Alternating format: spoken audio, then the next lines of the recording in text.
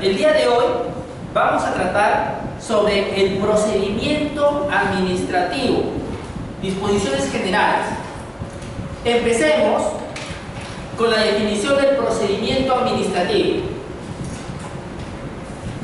Se entiende por procedimiento administrativo al conjunto de actos y diligencias tramitados en las entidades, conducentes a la emisión de un acto administrativo que produzca efectos jurídicos individuales o individualizables sobre intereses, obligaciones o derechos de los administrados, lo que traerá como consecuencia un permiso, un derecho, una autorización, una concesión, o podría traer como consecuencia la imposición de una sanción, o la imposición de una medida cautelar, o la adopción de una medida correctiva, o la adopción de una medida preventiva.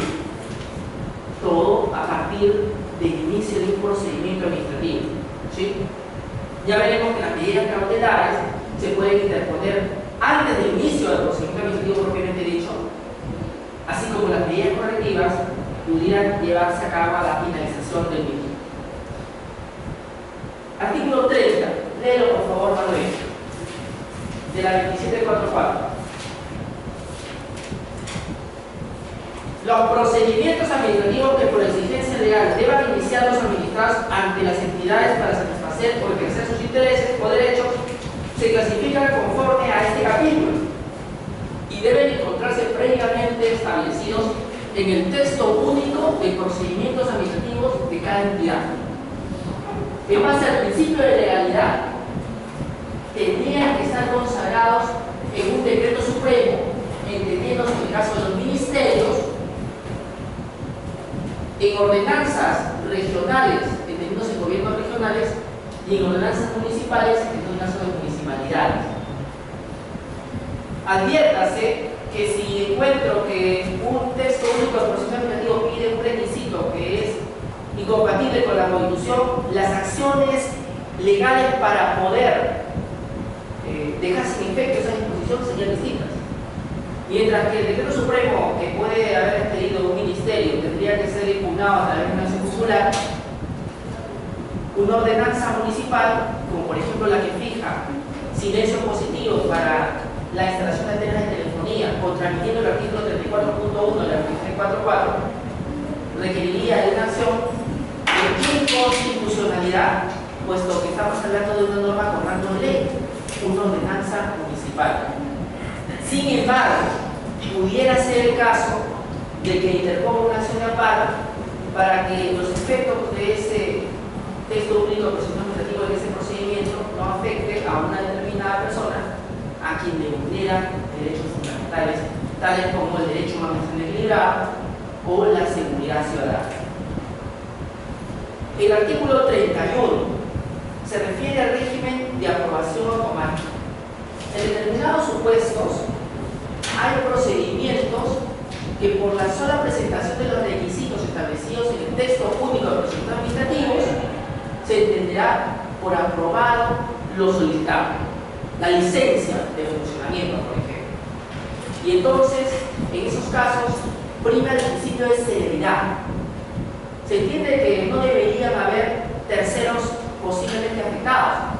Se entiende que esta aprobación automática es en beneficio de la comunidad que espera que el trámite solicitado se apruebe rápidamente, como por ejemplo una licencia de construcción, ¿no? Sin embargo, la autoridad administrativa tiene la facultad de hacer control posterior, fiscalización posterior, para verificar si se han cumplido los requisitos establecidos o si la obra o el permiso se está ejecutando de acuerdo a las normas sectoriales aprobadas para ese caso.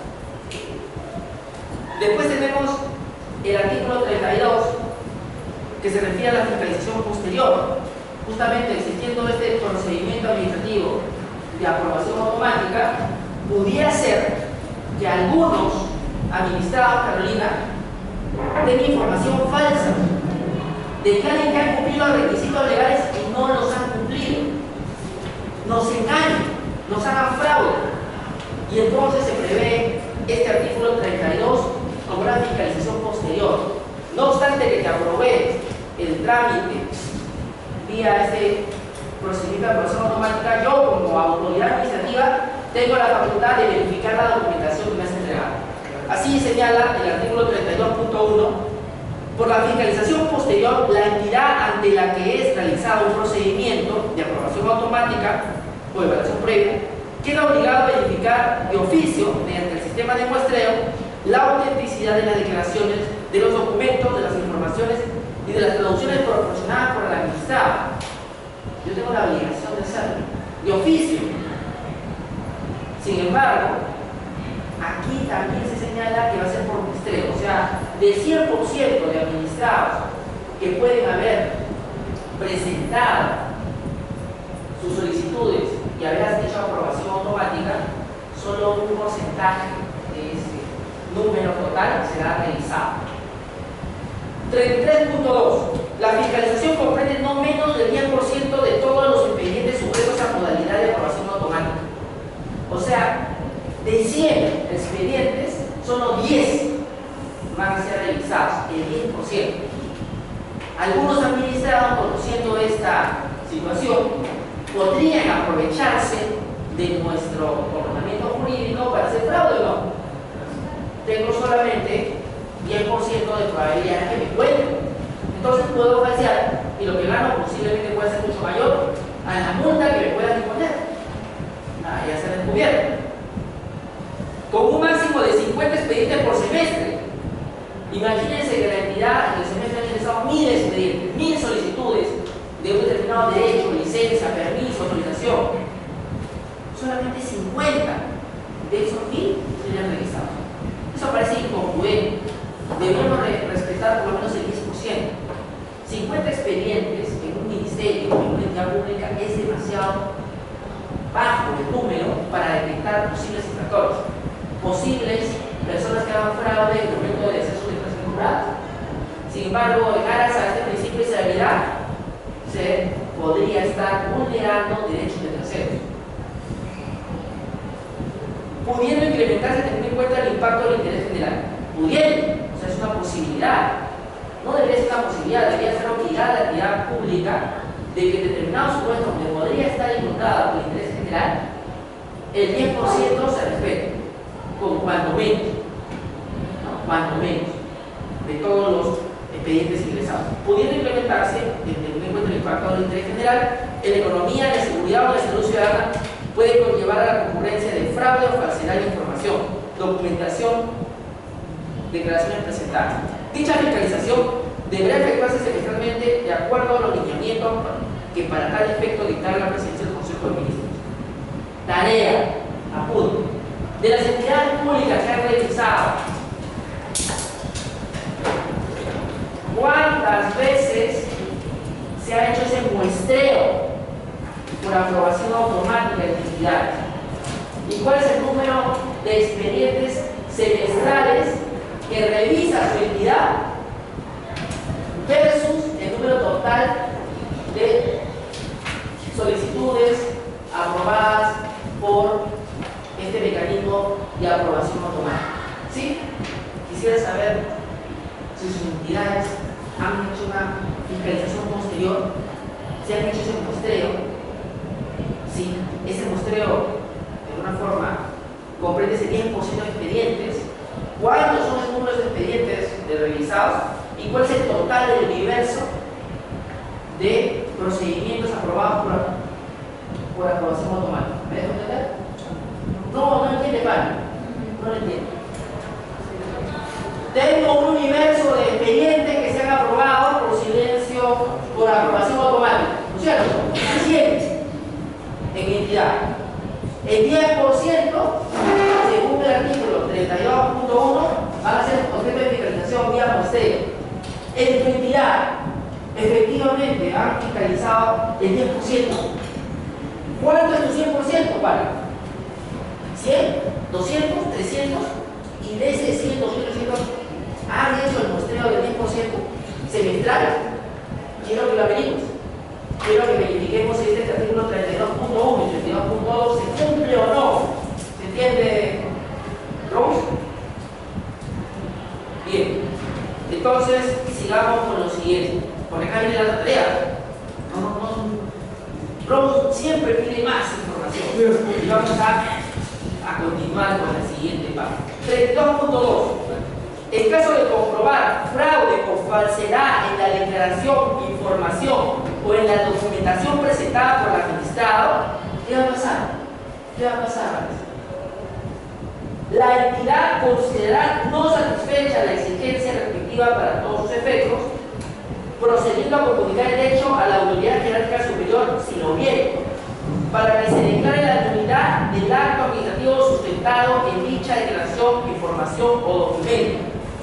Esto es, se va a declarar la nulidad de esa autorización, permiso, derecho o concesión otorgada, porque has falseado información.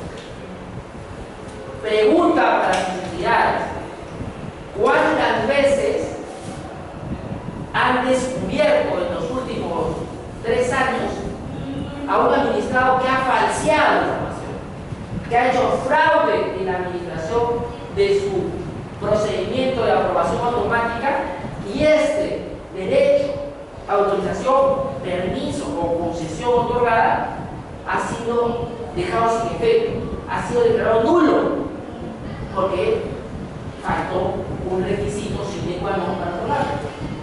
Tendrás que averiguarlo, Vanessa, en tu identidad. Pero no contento con eso, Manuel quiere más. Porque él siempre le gusta el derecho penal y por eso pasa la clase de derecho penal. Y dice: si hubiere, para que se declare la nulidad del acto administrativo, para que se declare la nulidad del acto administrativo sustentado en dicha declaración, información o documento, imponga a quien haya enviado la información una multa en favor de la entidad entre 2 a 5 unidades tributarias vigentes a la fecha de pago. Entre 2 y 5 unidades tributarias. ¿Cuántas entidades han multado a un administrado por falsear información? O sea, no solamente declaras nulo el acto administrativo, sino adicionalmente tendrás que aplicar entre 2 a 5 UITs por haber cometido esa infracción. ¿Cuántas de sus entidades han aplicado este artículo, Antonio? Quiero saber si tu entidad en los últimos 3 años ha aplicado esa multa por falsedad. Y entonces me mira y dice: profesor, pero queremos más. Y ahí aparece la última ratio, eso que Carolina la apasiona: el derecho penal. El derecho penal dice acá que la entidad pública tendrá que emplazar a su procurador para que éste inicie la denuncia por presunto delito de falsedad genérica, ¿no es cierto? Porque corresponde.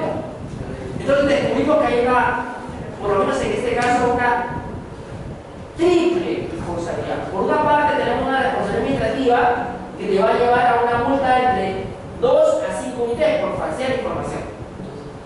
Por otra parte, en el mismo campo administrativo va a declararse nula la autorización o derecho o concesión o permiso que te han otorgado.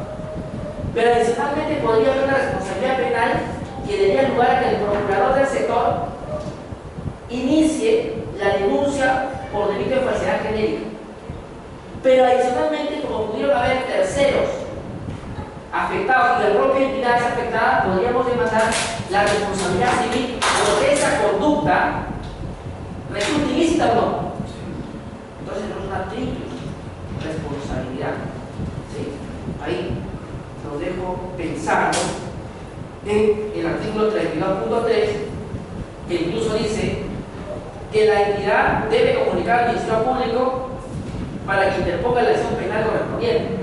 O sea, podría directamente el director general, el ministro, el que tuviere a la vista la infracción, oficiar al Ministerio Público para que se tome cartas en el asunto e inicie la investigación penal. Es lo que dice este artículo 32.3,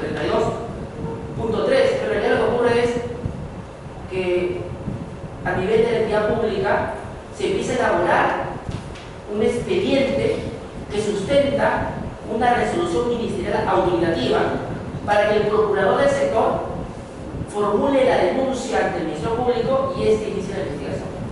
Así de borroso es todo esto. Un secreto para que eso no ocurra. Bueno, encuentre a un tercero por ahí que pida el expediente por solicitud de acceso a información, verde, por ejemplo, que es combativa, saca el expediente, y un acto de cívico, porque ese autorización incumple todo, porque es ilegal, no ilegal, presenta la denuncia ante el Ministerio Público y en el acto la Fiscalía, como hay un ministerio implicado, notifica al procurador para que se apersone el proceso penal. Se llama noticia criminal, ella informa sobre este hecho ilícito. Todos acá tenemos la obligación o no de denunciar estos ilícitos. Merlin también, entonces Merlin presenta la información que ha tenido acceso a solicitar su información y el Ministerio Público no puede cerrar los ojos, taparse y decir no veo, ve el delito, presunto delito y tiene que iniciar, ¿no es cierto? No puede archivar, acá está evidenciándose que la entidad acaba de dejar sin efecto el acto administrativo, lo acaban de imputar con 3 unidades de 5 posibles porque era falsa, eso ya no le puede sustraer de su conocimiento, es un delito, tengo que iniciar la investigación penal. Muy bien, Merlin lo hizo bien. Y ella no necesariamente tiene que ser parte, porque ella dio noticia criminal, o sea, le puso en conocimiento el hecho delictivo, no es parte interesada. Ni parte civil, ni vamos a decir denunciante, porque inteligentemente Merlin presenta una carta nada más. No es una denuncia, pongo conocimiento de usted, señor fiscal de nación, el expediente donde presuntamente podría haber un delito de a ver, analícelo. No te presento una denuncia, yo voy poniendo en conocimiento de una carta a ver qué dice el Ministerio Público sobre el particular y él tendrá que hacer la formulación de la denuncia correspondiente. Y ahí también me pone, sería bueno que notifique al procurador del sector, ¿sí? Porque él debería ser el interesado. Quien debió hacer esto, pero se está demorando y bueno, yo, dice Jordana, voy a agilizar las cosas poniendo en conocimiento este ilícito. ¿Sí? Y así llegamos a uno de los procedimientos de evaluación más conocidos por ustedes, que es el procedimiento de evaluación previa con silencio positivo. Tenemos que, si bien hay un procedimiento administrativo de aprobación automática, que el mero hecho de presentar la documentación con los requisitos exigidos se le otorga un derecho, permiso, autorización o concesión. Por otra parte, tengo 2 procedimientos que implican una evaluación previa del expediente. Y solamente si después de revisado todo el expediente lo encuentro conforme, en ese momento emito una resolución y te lo apruebo o te lo desapruebo. A uno lo conocen como el procedimiento de evaluación previa con silencio positivo, que es cuando transcurridos, por ejemplo, 30 días útiles sin que me pronuncie, se entiende por aprobado el procedimiento. Y por otra parte, cuando transcurridos 30 días se ha establecido en el texto único de procedimiento administrativo, TUPA, que si no te respondo en ese plazo se entiende por denegado. ¿Sí? Vamos a ver el primero. Por cierto, podría ser Merlin que el procedimiento de evaluación previa con silencio positivo vulnere el debido proceso y la debida motivación. El negativo. Entonces dice Merlin, no, el positivo no, porque como es un derecho que corre a favor del administrado, ¿qué importa no conocer las razones por las cuales me da la autorización? Porque finalmente no se afecta mi derecho. Sin embargo, dice Merlin, en el caso del silencio negativo sí me interesa conocer las razones por las cuales me lo niegas. En el caso de Segovia, ¿no es cierto? Castañeda Segovia, justamente el tribunal dice el derecho a la debida motivación, en este caso del nombramiento del fiscal supremo, es fundamental porque tiene que fundamentar el no nombramiento. Sin embargo, dice, cuando tú nombras a Merlin Ábalos como fiscal suprema, en ese caso no necesitas motivar, porque no afecta a ningún derecho, ya lo nombraste, pues, o sea, efectivamente ella no se siente afectada en su derecho a conocer las razones por las cuales lo nombras, no debe ser porque tengo un tercer puesto a nivel nacional, porque he calificado bien en mis exámenes de escrito, psicológico, en mi desempeño profesional, y bueno, el tercer puesto de 100 es un buen mérito. Entonces ya no necesito motivar. Sin embargo, sí me exigen motivar cuando Merlin ocupó el tercer puesto, es no nombrar, hay que explicar la razón, pero si era tres plantas y ocupó el tercer puesto, ¿por qué no la nombraste? Tenemos que explicar las razones o no. Entonces el Tribunal Constitucional, en el caso de la Señora Segovia, deja muy claro que la debida motivación aplica sobre todo en aquellos casos, especialmente donde yo estoy negando un derecho subjetivo. Muy bien, Rose. Efectivamente, cuando yo niego un derecho subjetivo, yo tengo que motivar. Y entonces, en el caso que estoy aplicando silencio positivo, por ejemplo, el transcurso del tiempo, me das un derecho, no necesariamente debo motivar porque no hay afectado. No hay afectado. Veamos el artículo. Los procedimientos de evaluación previos están sujetos a silencio positivo cuando se trata de alguno de los siguientes supuestos. Dice, alguno de los siguientes supuestos pudieran haber más, Mariel. 1. Solicitudes cuya estimación habilite para el ejercicio de derechos preexistentes, salvo que mediante ellas se transfieran facultades de la administración pública, o que habiliten para realizar actividades que se agoten instantáneamente su ejercicio. Imaginemos que yo tengo una licencia de funcionamiento hace 30 años. Tengo la bodeguita en la esquina, el estudio, la farmacia, el restaurante, y evidentemente vuelvo a pedir la renovación. Aplícame el silencio positivo. 30 años de funcionando son suficientes como para decir, bueno, si te demoras, mi negocio no puede parar, ¿no? No es una actividad nueva, ¿no? O sea, si te está demorando 30 años, me han calificado que sí, no estoy perdiendo, ahí no me lo quiten, ¿no? Pero cuando sí te demora, porque tu responsabilidad no lo he hecho los 30 días, por ejemplo, esa licencia es automática. Muy bien, ¿no? Tengo el hotel, el hospedaje, el restaurante, ¿no? El estudio, y bueno, por el tiempo de persistencia mismo, uno presume que en estos casos se aplica el silencio positivo. ¿Sí? Dice, salvo que mediante ellas se transfieran facultades de la administración pública. Ah, no, pero si yo estoy siendo una oficina descentralizada de COPI, por ejemplo, soy católica del Perú, Universidad Católica del Perú, y yo pido nuevamente la renovación para seguir siendo una unidad descentralizada para poder atender solicitudes, recepcionar solicitudes de los consumidores para el ámbito de defensa del consumidor. Si pido y no me lo respondes, ahí sí no opera si es posible, tiene que ser expresa. Tiene que ser expresa, no puedo presumir, no puedo presumir. O que habilite para realizar actividades que se agoten instantáneamente en su ejercicio. Puede ser que algunas actividades por su relevancia, por su importancia, requieran conocimiento expreso. La universidad pide imaginemos hipotéticamente, su renovación para poder seguir expidiendo títulos de nombre de la nación. No pasó 30 días, Carolina, que yo sigo pidiendo. No. Tiene que haber de repente la universidad no ha acreditado, entonces no ha acreditado, no nos están dando la autorización. Ahí sí tendríamos que tener cuidado y esperar la respuesta expresa. No aplica el silencio positivo. Vean porque hay un interés tercero que podría ser afectado. Normalmente la aplicación de silencio positivo no entraña que hayan terceros implicados, sino que se trata de un hecho que a ti nada más te podría afectar, o que hay un interés general que podría ser cubierto por el silencio positivo. O sea, a favor de todos. 2. El segundo supuesto del artículo 33.2. Recursos destinados a cuestionar la desestimación de una solicitud cuando el particular haya optado por la aplicación del silencio afirmativo negativo.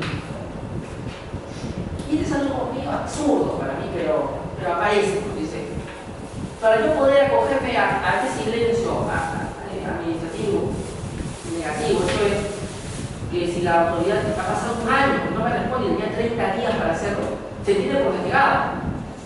Dice acá que presente una solicitud ante la entidad donde diga, yo como administrado doy por denegado mi solicitud porque la entidad transcurridos los 30 días, no respondió, y según su tupa, eso quiere decir que se ha denegado la solicitud.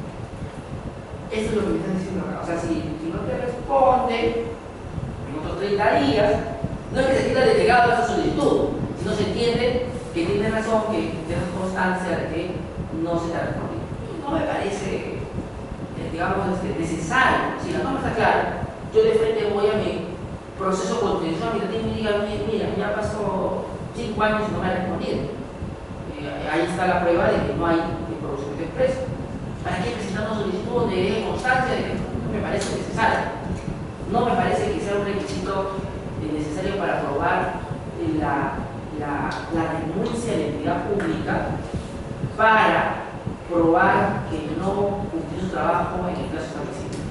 Sin embargo, para efectos formales, uno suele presentar esta solicitud para ponerla como medio probatorio de la demanda, donde deje constancia que no ha respondido la entidad en el plazo establecido. Siguiente. Algunas veces se reniega a algunas entidades cuando solicitan información pública o pide información y quieren aplicar este tipo de silencio, el negativo, me refiero. Yo recuerdo el día domingo, me comentaba uno de mis colegas que el Ministerio del Ambiente estaba renegando porque Merkel había cachado la elección porque ya no estaba el Ministerio del Ambiente en el lugar donde estuvo antes y renegaba. Oiga, pero el administrador tiene que tener siempre la razón. Si lo borró y lo puso con lapicero, ¿eso qué malo puede tener? O no se entiende la solicitud. Sí se entiende, pero ¿por qué se equivocó? Y hacía alarde después de que se equivoca. Usted no debe ser un alarde de que se equivoca, no, usted tiene que atender a la solicitud de información, no hay acá posibilidad de que lo mandó con la PCD o se equivocó. Haz tu trabajo, para eso te pagan tus 8.000, tus 10.000, tus 12.000 soles. Gánate los mejor. Y deja de mirar, pues, la página, no lo veo como una viga en tu ojo así enorme que no la puedes todavía visionar. O sea, a veces me parece absurdo como una entidad de se pone muy exquisita cuando van a verificar solicitudes de información o algunos pedidos de autorización de permisos o licencias. Sigamos con el siguiente supuesto. 3. También se puede aplicar el silencio positivo en procedimientos en los cuales la trascendencia de la decisión final no pueda repercutir directamente en los administrados de tipo adquisicional, mediante eliminación, perjuicio o afectación de intereses o derechos legítimos. Entonces, acá me están diciendo que solo se puede aplicar silencio positivo en aquellos casos donde hay terceros afectados. Si yo pongo una reja en mi comunidad, esa reja podría afectar a terceros. Sin embargo, si yo pongo un vigilante que a las 24 horas abre y cierra la reja, ya no afecta. Entonces, ¿podría aplicar silencio positivo? Sí. Porque no estoy afectando la libertad de tránsito. No estoy discriminando el ingreso de Antonella, o de Vanessa, o de Aguirre. Porque tengo un mecanismo que permite que pueda ingresar a las personas a cualquier hora. Último supuesto de silencio positivo. Todos los procedimientos a instancia de parte no sujetos al silencio negativo, taxativo contemplado en el siguiente artículo 34, salvo los procedimientos de petición graciable y de consulta que se rigen por su regulación específica. O sea, todo lo que dice que diga de TUPA y donde no aplica el silencio negativo, se presume que aplica el silencio positivo. ¿Sí? ¿Sí? Se presume. Se presume que todos se van a controlar, ¿no? Así como se presume, de hecho, aquí se presume que tú, para aquellos supuestos donde no aplica silencio negativo, Gabriela, ¿qué aplica? Silencio positivo, ¿no es cierto? Se presume, así como se presume la inocencia de Vanessa, su presunción en el derecho penal, todo el proceso penal y todo, ¿no? Desde el principio hasta que falta un día para que te condenen, tú eres presunto inocente. Te han condenado en primera instancia, sigue siendo presunción inocente porque la instancia definitiva no me lo ha confirmado. Así como hay esa presunción en el derecho penal, aquí se establece una presunción de silencio positivo en aquellos supuestos en los cuales no se contemple de manera expresa silencio negativo. Adelante, Pablo, ¿cuál es su pregunta?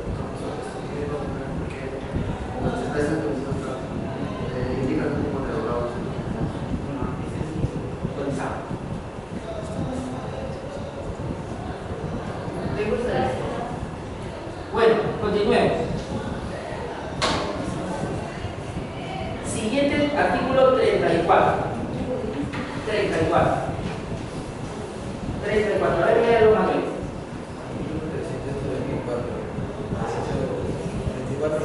Procedimiento de evaluación previa con silencio negativo. 34.1. Sí. El procedimiento de evaluación previa está sujeto al silencio negativo cuando se trate de los siguientes supuestos. 34.1. Ahí queda. Me está estableciendo supuestos en los cuales, por el mero transcurso del tiempo, se entiende por desaprobada la solicitud presentada. ¿Sí? Por el mero transcurso del tiempo. Y entonces, esos casos, ¿cuáles podrían ser? Utilizando una lógica elemental. Aquellos que involucren interés general, interés público. En aquellos casos donde haya ese tipo de información, no podría aplicarse silencio positivo. Artículo 34.1. Los procedimientos de evaluación previa están sujetos al silencio negativo cuando se trate de alguno de los siguientes supuestos. Cuando la solicitud verse sobre asuntos de interés público. ¿Se entiende? Claro. Si es un asunto de interés público, no puede ser que por el transcurso del tiempo alguien reciba una autorización. Ejemplo, voy a hacer una gran marcha en la Plaza de Armas de Lima. Y ya pasan 30 días. Hace que me ha aprobado un silencio positivo y voy a comunicar. No. Porque hay un interés público, hay un interés general.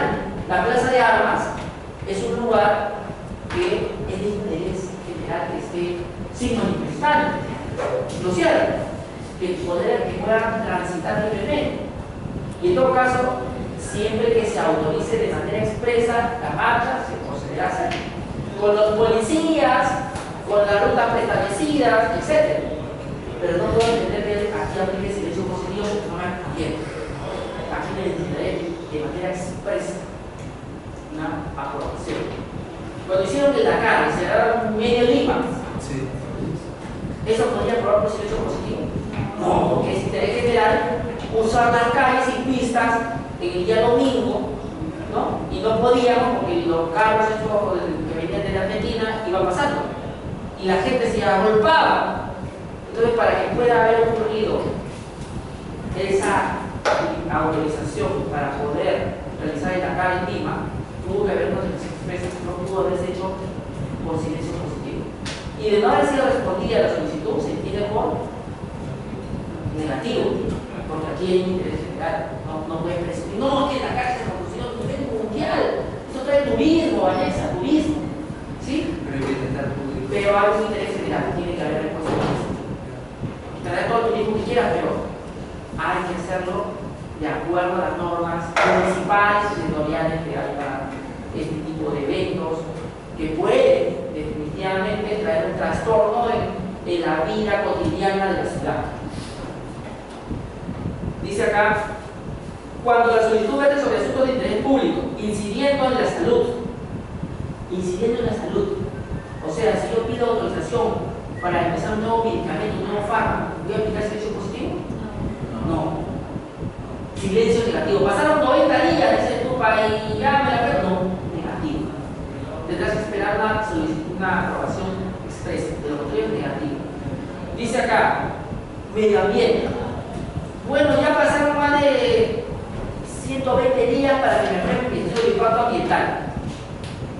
Son 121 días. ¿Aprobación automática? ¿Aprobación por silencio positivo? No. Porque aquí requiero una resolución de certificación ambiental expresa que fije obligaciones, ¿verdad? Y derechos del titular del proyecto. No puedo aprobarlo ni por silencio positivo, pero sí podría entenderlo si ya pasó el plazo establecido, que mientras no haya pronunciamiento se tiene por retirado.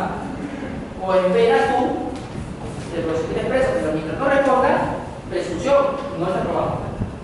No está aprobado. Recursos naturales. Voy alegremente a hacer mi plan de manejo forestal, tengo 1000 árboles y digo, ya pasará el tiempo establecido por la autoridad. Entonces empiezo a cortar mis árboles. No. Tengo que esperar que haya una aprobación expresa. La seguridad ciudadana. Bueno, tengo mis serenos y Carolina está asustada porque por su zona asaltan. Bueno, el alcalde de la municipalidad de San Luis decide a todos sus serenos ponerles armas. He pedido autorización del CAME, no me responde, el Ministerio del Interior no me responde, pero igual le vamos a poner las armas. Porque ya pasó el tiempo, dice, ya pasaron más de 30 días y voy a aplicar un silencio positivo. No podría, porque esto es un tema de seguridad ciudadana.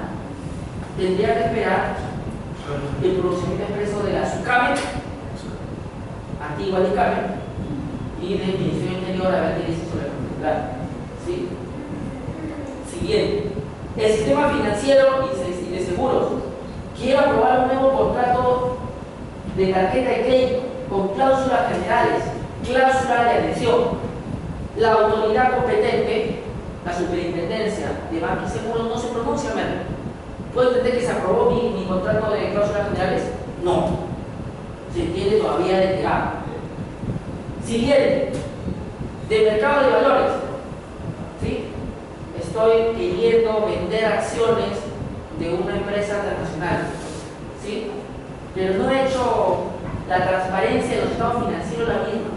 Y todavía la superintendencia del mercado de bolsa y valores se ha pronunciado. ¿Puedo salir a mediar, salir de venta al mercado de valores? No, porque aquí se señala que si no me responde, pues se trata de mercados de valores, se tiene denegada la solicitud. No, pero mi derecho de propiedad, mi derecho de propiedad son mis acciones que por qué no las puedo vender, porque estas acciones se rigen por normas de actividad especial y porque la venta de estas acciones podría traer un perjuicio al mercado de valores y a la economía nacional.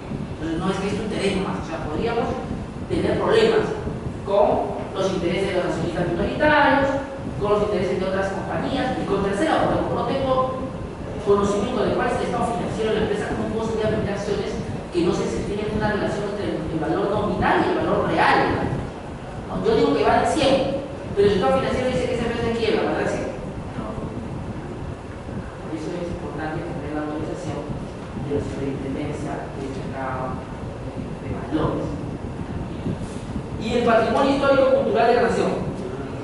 Y esto me recuerda el famoso decreto supremo número 053, raya 2003, raya PCM. Decreto supremo 054, raya 2013, raya PCM, bajo el cual el Poder Ejecutivo autoriza que si en 20 días no te responde si está aprobado tu certificado de inexistencia de derechos arqueológicos o tu plan de monitoreo arqueológico, porque resulta que tu proyecto y contratas ahí una vaca y bueno, va a ver mi plan ahí, ¿qué hago con la vaca? Bueno, no me dice nada el Ministerio de Cultura, sí tiene aprobado, yo paso por carretera. No vas a esperar el no, pero es que hay un decreto supremo 054 2013 PCM que dice que se tiene aprobado. Yo dije un plan anterior que creo que podía pasar por la carretera y que dejaba un poco la vaca para que me recuerde. Absurdo, ¿verdad? No podía tener servicio positivo porque contravendría el artículo 34.1.1. Sin embargo, este decreto supremo lo hace. Entonces, vean qué hace. Indignadísima, dice: vamos a hacer nuestra acción popular, ¿no? Elabora la acción popular y la interpone ante la Corte Suprema. ¿La admitiraron o no la admitiraron? Rose, fuerte y claro, ¿la admitiraron o no la admitiraron? La admitieron y salió publicado el edicto en el Diario Oficial del Trabajo. Y hoy día se debate si es que se deja sin efecto ese decreto supremo en ese artículo, porque abiertamente es contrario a lo establecido en una ley. Un decreto supremo puede desnaturalizar una ley, puede modificar la ley. Entonces, independientemente de que no pueda, hay una razón todavía mucho mayor. Se está garantizando el patrimonio cultural con una norma que dice que luego de un plazo que tienes aprobado un tema de patrimonio cultural. No, porque debió haber un procedimiento expreso para saber si había o no restos arqueológicos, o si vienen al resto arqueológico, cómo los vas a cuidar. ¿Cierto? Debió. Y no hubo. No, es que para que las inversiones salgan más rápido, para acelerar la economía del país. No importa, puede estudiar con las vacas, los vaquitos, ya hay más, porque somos un país rico en su patrimonio cultural. Ese es el pensamiento que hemos tenido mucho. No, hay que respetar nuestra historia. También, yo también quiero inversión pública, que haya más proyectos, que haya más ingresos para el país. Pero como yo siempre les digo a mis alumnos de San Marcos en Derecho Ambiental, la inversión sí, pero no de esa manera. No de esa manera. ¿Sí? No es oponerse por oponerse al proyecto, sino tener una razón técnica. Tenemos que hacer desarrollo sostenible, y el desarrollo sostenible implica un equilibrio entre mis aspectos sociales, culturales, mis aspectos ambientales, ¿sí? Y la economía. Quiero desarrollo económico, pero respetar el ambiente y mi patrimonio cultural. Esa es mi principio. Porque soy un talibán que quiere que el país viva más primitivo. No, en mi Estado de Derecho, Jordana hay que hacerla cumplir, ¿no? Ahorita sacan su letrero Jordana con su. No, proyecto compra, no. Todavía le ha venido que la ordenanza municipal del gobierno regional de Cajamarca haya sido declarada inconstitucional. Está indignadísima. Pero felizmente, Jordana, la Comisión Interamericana de Derechos Humanos ha otorgado medidas cautelares a tus campesinos y no lo puede tornar el Estado peruano hasta que se resuelva el fondo de la Comisión. Libre, no has perdido. No lo van a criminalizar por la protesta que han hecho. No lo van a criminalizar. Sigamos. Cuando cuestionen otros actos administrativos anteriores, salvo los referidos en el caso del numeral 2 del artículo anterior. Entonces, evidentemente, pudiera ser que yo presente una solicitud sobre un tema anterior. Oiga, ya te dije que no. Si me esperas nuevamente lo mismo, te voy a decir que no. Es lo que está diciendo acá. No porque me lo aprendes por segunda vez, te voy a decir sí. Reafirmo mi posición expuesta en el anterior pronunciamiento. No puedes volver a ponerlo en cuestión, algo que ya es cosa decidida. Y continúa, cuando sean procedimientos bilaterales los que generen obligación de dar o hacer a cargo del Estado. Entonces, hemos hablado de procedimientos bilaterales en los cuales pudiera haber obligaciones del Estado o pudiera haber milagrosamente derechos de administrados en juego. Ejemplo, Alexandra, ¿sí?, queda prendada a su amigo Aguirre, ¿sí? Y en esto, de la amistad y de compartir ideas de negocios, se les ocurre poner una discoteca, ¿no? Alexandra Discoteca. A él se le ocurre el nombre de Alexandra y a ella incluirle empieza a ser una empresa exitosa, ¿sí? Y exitosísima. Pasa el tiempo, Aguirre declara su amor a su compañera, convive 10 años y empieza, se supone, a regirse por las normas de la sociedad conyugal, ¿sí? Y sociedades gananciales. Pero Aguirre, que es un bandido, de pronto empieza a mirar por ahí. Y entonces ve a Antonella. Y entonces, Antonella al principio no le hacía caso, pero de pronto ya insiste, camioneta 4x4, todo por la forma. Y entonces, sigamos el ejemplo, sigue el ejemplo. Antonella le dice a Aguirre, ¿por qué no inscribes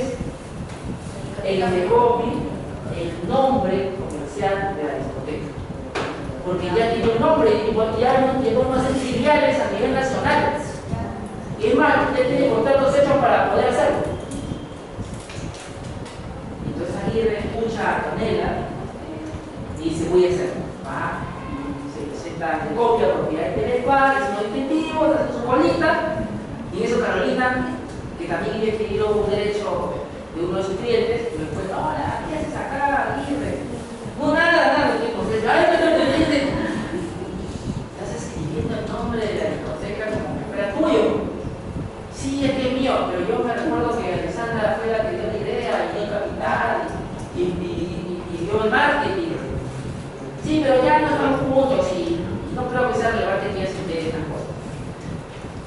Carolina en ese instante llama por teléfono a Alexandra y le dice lo que está ocurriendo. Y no obstante que Aguirre presentó la solicitud ante el de COPI, su compañera Alexandra se opone.